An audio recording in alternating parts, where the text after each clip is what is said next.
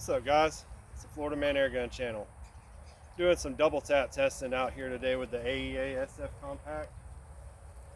We're just going to show you guys how fast you can transition from target to target and give each piece of steel 2 rounds and switch. Yeah, let's have some fun. Run 29.5 flat base slugs at 30 yards.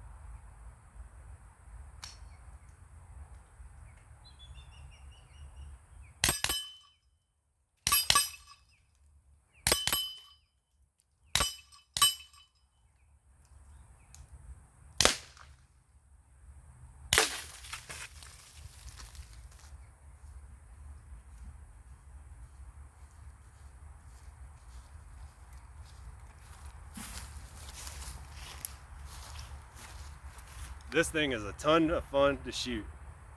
You can literally switch back and forth just like it's a real rifle. It's really fun. Now it smells like root beer out here. Please like and subscribe, guys.